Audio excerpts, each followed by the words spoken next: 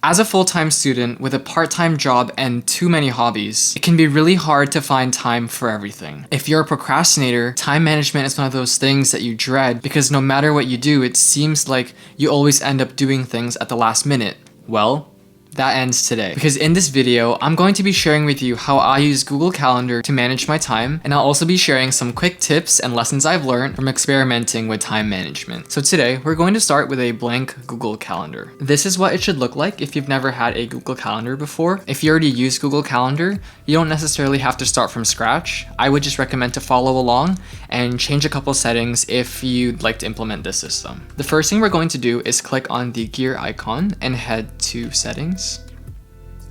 And you just want to double check that the language and region and the time zone and all of that stuff is set to where you're living. And now, as you can see on the bottom left corner, you have two calendars by default. One should have your name on it and the other one will have birthdays. Personally, these aren't the type of categories that I would like to use for my Google Calendar. I like to have different calendars for different tasks.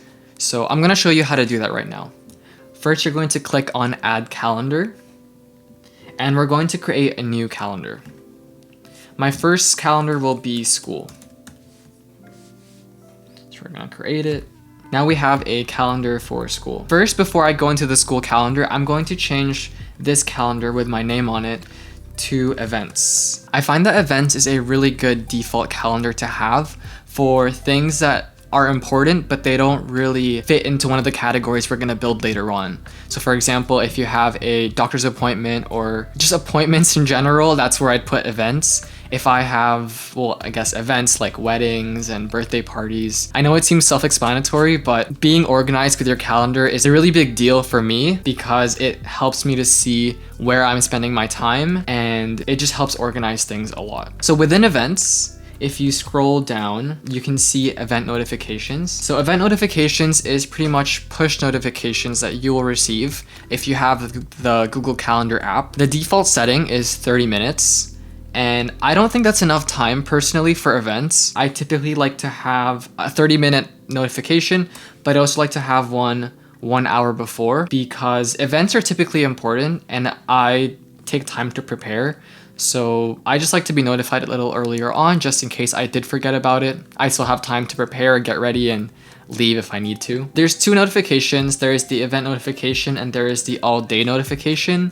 The event notification is when you set a specific time. So for example, if I have a birthday party from 5 p.m. to 6 p.m., you will get the event notification. However, there's also a setting called all day in your specific event. So an all-day event will pop up on the top of your calendar, but pretty much those events take up your whole day. I like to be notified of all-day events on the morning of. I typically like to do 0 days before at 7 a.m. Everything else I don't really touch. I haven't really found the need to, so we'll just keep it as is. So for school, I typically don't like having notifications because I remember when school is and I do it every single week, so I don't really see the benefit of being notified. It'll just kind of clutter up my phone. I do have a couple more calendars I'm going to add. Think of calendars not necessarily as a full calendar, but just as categories. It'll make a lot more sense when we start building our schedule. Next, I'm going to add a calendar for my commute. For this next section, I'm just going to skip ahead. Maybe I'll do a little fast forward time jump thing. What I'm doing is I'm pretty much just adding new calendars, setting up any notifications if I need to. Again, this is kind of specific to your situation. Everyone will have different life buckets of where they're going to spend their time. Again, feel free to copy this, but I would recommend to make it your own.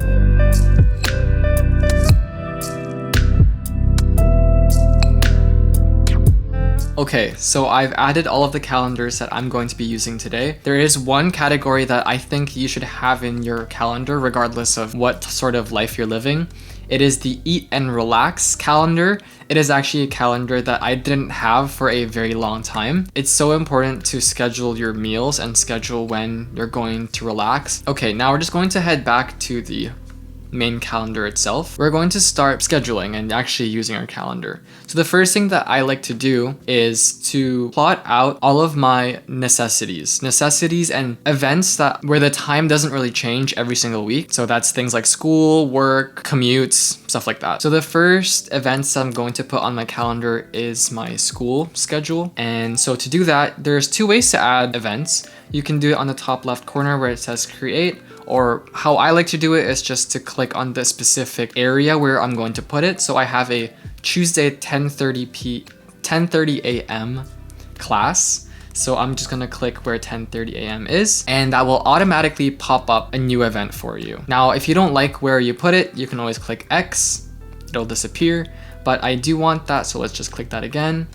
And now here you have multiple things. So first you have the title of your event. So I'm going to put accounting lecture, and you can change it into a task or an appointment schedule. Personally, I don't use any of those features. My lifestyle, it doesn't accommodate for that. And the tasks, I'm not a big fan of Google Tasks. I like to use Todoist instead for my to-dos. For now, we're gonna stick with an event. And then right below that is the date, which is correct for me. And I also will be changing the time because it doesn't end at 11:30.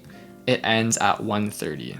It's a 3-hour lecture. And right over here, it says does not repeat. It's actually a drop-down bar. You can change this to be a recurring task or a recurring event. I do have this class every Tuesday, so I'm just gonna click weekly on Tuesday. That way, when I check my next week, this schedule will be kind of baked in. So I don't have to keep doing this every single week. Now, I am going to choose school in the little drop-down bar.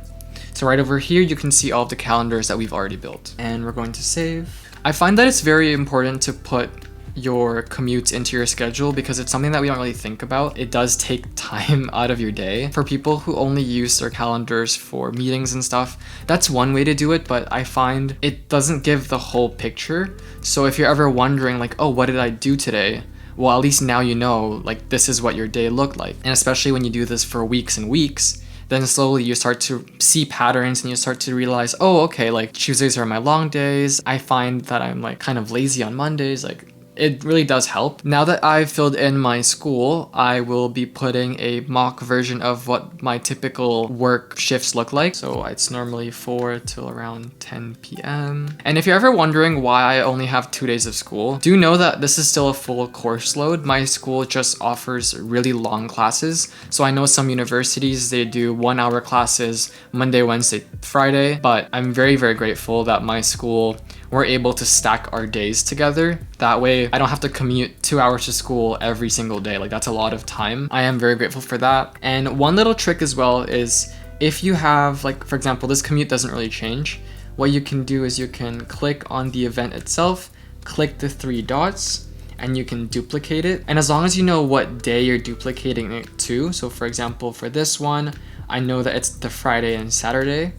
If I click save, now I've successfully duplicated it to that side. And now I'm going to add in my dance class. Again, if you have any sort of meetings or any lesson to take or any sort of activities that you do on a consistent basis, I would put them in your calendar and treat them like your job because they kind of are your job. And I find that way I don't feel as lazy to quit it because it's already in my calendar, like I know it fits, might as well do it. Now is also the time where I would recommend to add any sort of side hustles you have. I would put in your flexible work schedule here as well. And personally, I do treat YouTube as my side hustle. So I like to block out my Wednesdays for that. I'm going to input all of my eating times using my Eat and Relax calendar. It is really important to know when you're going to eat, just because that way you're not skipping meals and you're always ensuring like, hey, I'm eating and I'm taking care of myself. I would also put exercise and any sort of physical activity that you like to do into this category. And my lunch, I actually eat while I'm in lecture just because of how tight my schedule is. Lectures, a lot of the time you're just sitting and listening to your prof talk about something. So sometimes I like to treat lectures as dinner time because it's just when I can eat. I don't know if that's like a little hack that you can implement as well. It does save on time, and that way I don't have to like necessarily schedule a break because I'll just be eating while I'm learning. I will also tend to multitask, especially when you are trying to balance so many things. For example, my transit to school is 2 hours long. A lot of the time, I like to do work while I'm on the bus. I have a kind of computer tablet thingy that it's the Lenovo Duet 3, I believe. It like sits on my lap. It's pretty small, so I'm able to do work without getting into someone else's way. And a lot of my discussion posts and assignments that are written based, I can just grind them out on the bus. The ones that require, like, for example, for accounting, I need to have my calculator out. I need to have so many different things out. That's the homework that I prioritize when I'm at home. Through multitasking, I've been able to get a lot of work done. But again, like, if you don't have to multitask, maybe I wouldn't recommend it, especially if you're motion sick. But for me, like, that's just what works. That's what I have to do. And I don't mind it because at the end of the day, when I get home, I'm finished all of my homework. I feel productive. I can do so many other things that isn't school related. I'm able to keep school in school, and that works really, really well for me. Now, I actually will not touch Friday because this is something that I did want to talk about in this video, is the importance of having a buffer day. And I don't mean like a buffer rest day. I 100% think that you should have, like, for example, Saturday, Sunday to do any sort of chores, cleaning, cooking that you need to do. Like, that's just life stuff you need to have. But it's also really important to have a day where you're not scheduling anything, because things will happen in your schedule and then you won't be able to do what you needed to do. And having a buffer day is such a blessing. It is such an insurance. It's just nice to have a buffer day. Normally, Thursday is when I plan for my Friday, and Sunday is when I plan for my week. Okay, now is the time for me to start decorating my calendar because I don't like the colors that they have for me over here. To-dos, I like to have them yellow because they just stand out. Work is green because money. Eat and relax can be a nice green. Like of this color. So now that I'm looking at my calendar, it's easy to see how my days are pretty much work, school, or YouTube. I'm like quite satisfied with that. It gives me a lot of things to do. But if you're noticing, for example, if you are in school and you're doing work for 4 or 5 days a week and you're like, oh my goodness, like where am I gonna find time? Well, maybe it's time, if you know finances are cooperating, maybe you work one less shift that week. Now, what is not in our schedule is screen time and any sort of distraction. And I'm not saying that you can't go on your phone anymore, but don't go on Netflix if you haven't finished your YouTube editing, or if you haven't finished certain assignments, like don't go on TikTok. But having a schedule does free you and give you freedom, because if you know that, hey, like on Tuesdays, I'm so packed, like after dinner, I can do whatever I want. That sort of freedom feels so good, helps you not feel so guilty when you do go on TikTok, you go on Netflix, stuff like that. By the way, if you're enjoying this video and you're finding it helpful, please do give it a like down below, as it helps the YouTube algorithm to push this video and to help more people. And since we are done with our calendar, I actually want to move on to the quick tips that I'm going to share with you just to help you to use this calendar in a way that's meaningful for you and in a way that is more efficient. So my first tip is to always overestimate how long things take. It's way better for you to schedule in 2 hours worth of homework, even if you know it'll only take you 1 hour, because you never know, like maybe a friend will show up and you're catching up and you're talking, and now it takes 2 hours, right? I always hate it if my schedule is too tight, because chances are I won't be able to finish all of that anyway. I'm just tricking myself, and it's like, why would you do that? Give yourself a lot of buffer room. And I guess that brings me to tip number 2, which is the more buffer room you give yourself, the more effective your calendar will be. And lastly, tip number 3, like I mentioned before, is just to always schedule yourself some self-care. Schedule time in for your friends. That is really important for your friends, your family, anything that brings you joy. Otherwise, you're going to burn out, you're going to feel horrible, and it's just not worth it. So don't do that. Take care of yourself. Put yourself first. Make sure that you're happy with your calendar, you're happy with how you're spending your time. And that brings me to the end of this video. Thank you so much for watching. Let me know in the comments what you are juggling right now, whether it's school, work, maybe a new business. I love reading your comments and learning more about you. It is so inspiring seeing how much dedication there is and how many people are out there trying to improve themselves and to really hustle and build themselves up. Don't forget to subscribe if you haven't already. I will see you next time. Bye bye.